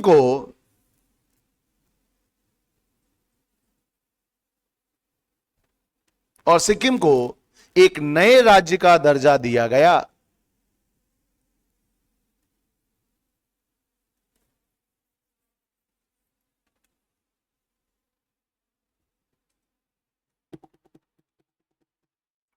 पूछना है?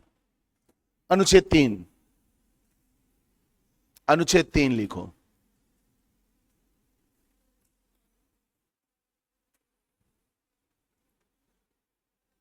नए राज्य का निर्माण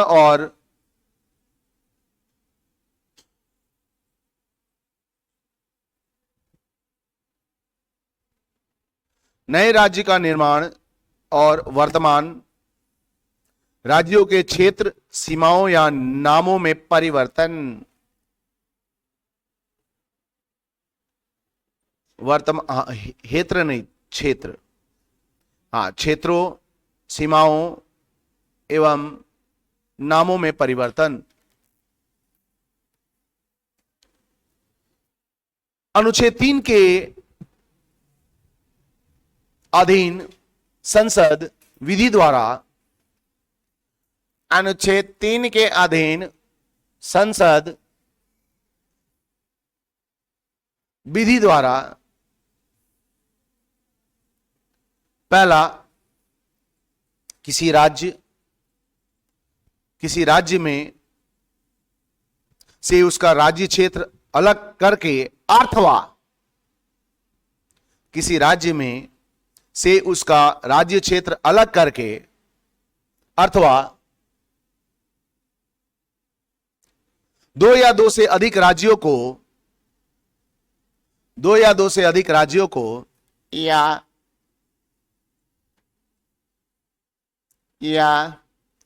राज्यों के भागों को मिलाकर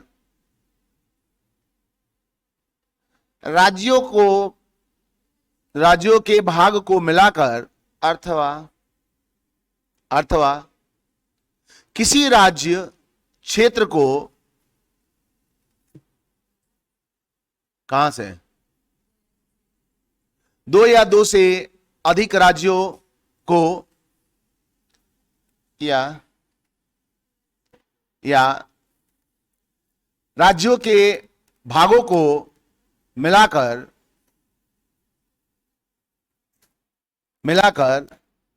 अथवा किसी राज्य क्षेत्र को किसी राज्य के भाग से मिलाकर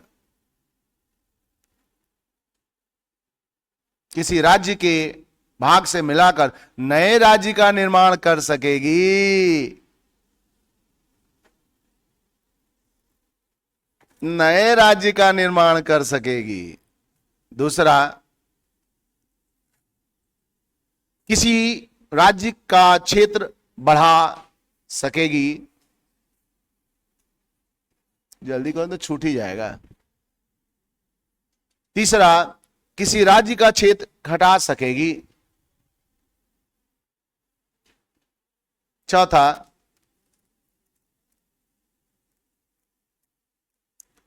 किसी राज्य की सीमाओं में परिवर्तन कर सकेगी। पांचवा, किसी राज्य के नाम में परिवर्तन कर सकेगी। लिख ली? नहीं, किसी राज्य के नाम में परिवर्तन कर ली। बड़ा तेज लिखती हो, कभी कभी लिखती नहीं हो, और कभी कभी लिखती हो तो राजधानी फेल हो जाती है। हाँ, लिखिए नेक्स्ट हेडिंग, नए राज्यों के निर्माण की प्रक्रिया। नए हेडिंग दो, हेड प्लस डिंग डिंग हेडिंग, नए राज्यों के निर्माण की प्रक्रिया। ये आपका रफ कॉपी है कि फेयर कॉपी है? मुझे नहीं लगता, सब कुछ आपका यही है, कहने के लिए रफ है।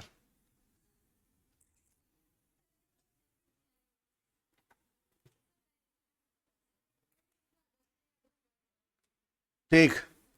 अनुच्छेद 3 के अनुसार किसी कार्य को करने के लिए संसद को, अनुच्छेद दिमाग में छेद कर लो, के अनुसार किसी कार्य को करने के लिए संसद को एक निश्चित प्रक्रिया का पालन करना होता है। संसद को एक निश्चित प्रक्रिया का पालन करना होता है जो अग्रलिखित है।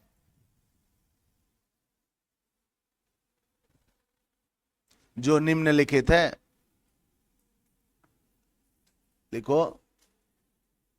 पहला, ऐसे किसी भी विधेयक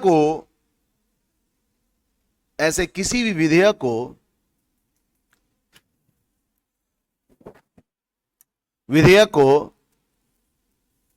संसद में पेश करने के लिए राष्ट्रपति की पूर्व अनुमति या सिफारिश आवश्यक होती है।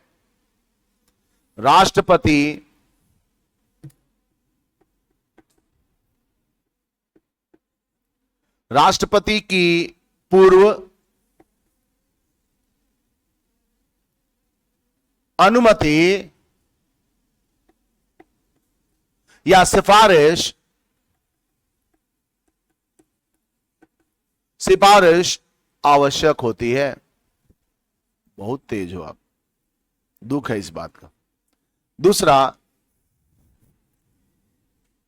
विधेयक प्रभावित होने वाले राज्य या राज्यों के विधेयक प्रभावित होने वाले राज्य या राज्यों के विधानमंडलों के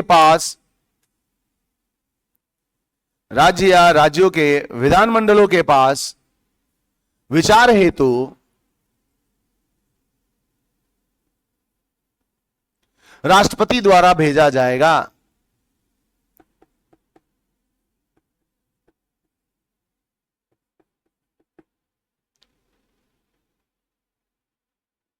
राष्ट्रपति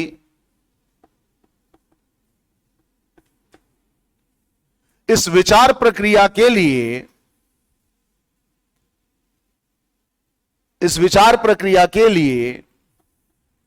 समय सीमा निर्धारित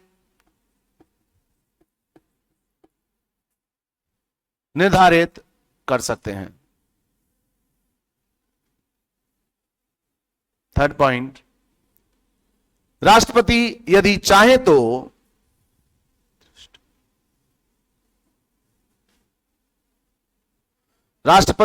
चाहे तो उस समय सीमा को बढ़ा भी सकते हैं। संविधान में घटाने का कहीं उल्लेख नहीं है। थर्ड, संसद संबंधित राज्य के विधानमंडल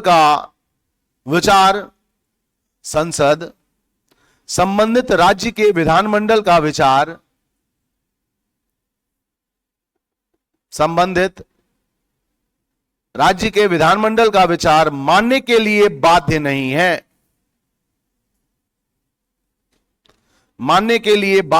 है। संसद चाहे तो वह विचार स्वीकार करे या अस्वीकार।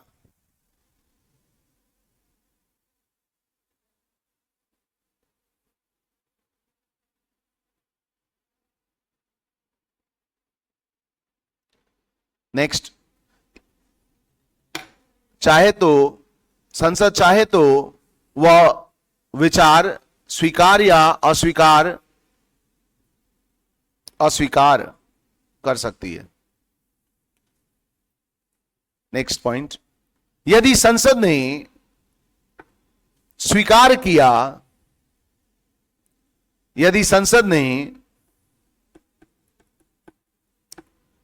किया तो यह विधेयक संसद में तो यह विधेयक संसद में साधारण बहुमत से पारित करना तो यह विधेयक साधारण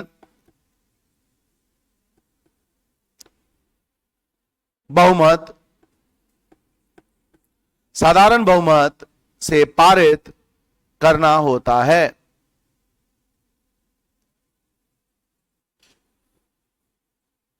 नेक्स्ट, यदि मूल विधेयक में कोई संशोधन किया जाता है, यदि मूल विधेयक में यदि कोई संशोधन किया जाता है तो यह आवश्यक नहीं है कि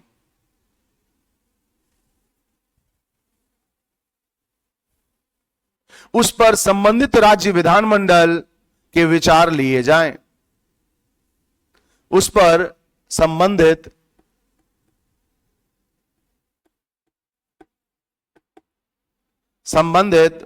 राज्य के विधानमंडल का विचार लिया जाए।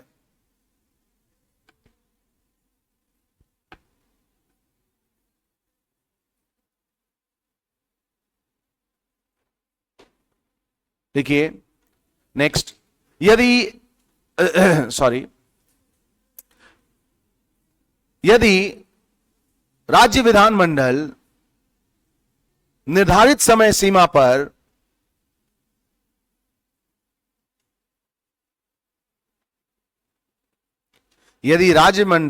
निर्धारित समय सीमा पर अपना विचार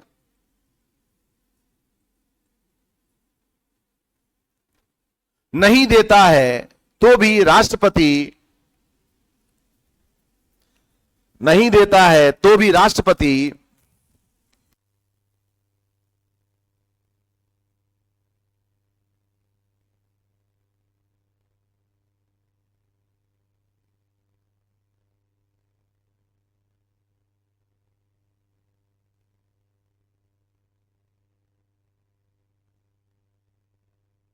मान लेते हैं कि राज्य ने अपना विचार दे दिया है।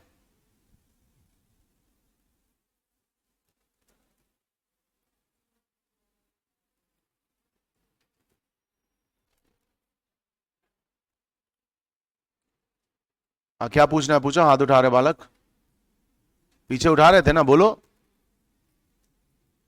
नेक्स्ट लिखिए। अब इसके बाद कई सारे राज्य हैं जिनकी विभाजन हुआ है, वो आप लोग खुद भी कर सकते हैं। लिखिए नेक्स्ट, लिखिए अनुच्छेद 4।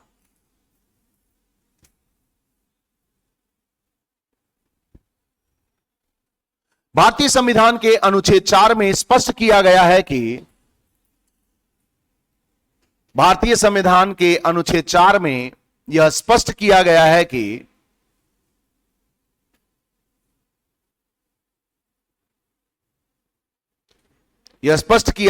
कि अनुच्छेद 2 तथा 3 में किसी भी तरह का संशोधन किया जाता है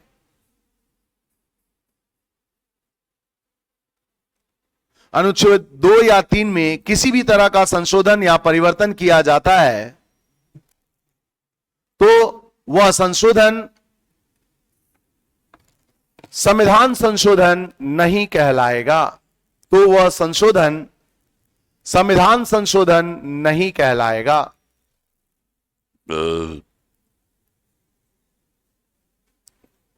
तो वह संशोधन संविधान संशोधन नहीं कहलाएगा।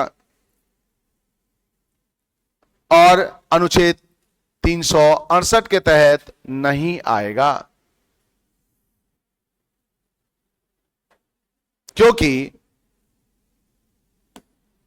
अनुच्छेद 368 के तहत वह अनुच्छेद 368 के तहत नहीं आएगा। क्या लिखा? यो कि नहीं, क्योंकि अनुच्छेद 2 और 3 में जो परिवर्तन किए गए हैं वे साधारण बहुमत से किए गए हैं।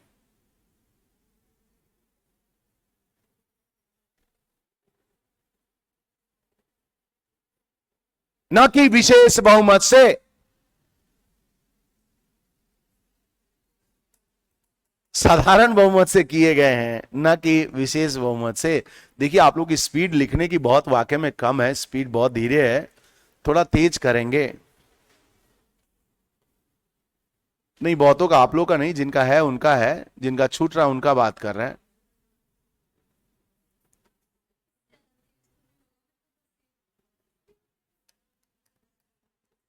तो छूट रहा है तो उसको ध्यान देने की जरूरत है। इसके बाद राज्य पुनर्गठन का कल लिख लेंगे, कल नहीं परसों। हैप्पी ईद टू एवरीवन, सबको ईद की हार्दिक शुभकामनाएं, धन्यवाद।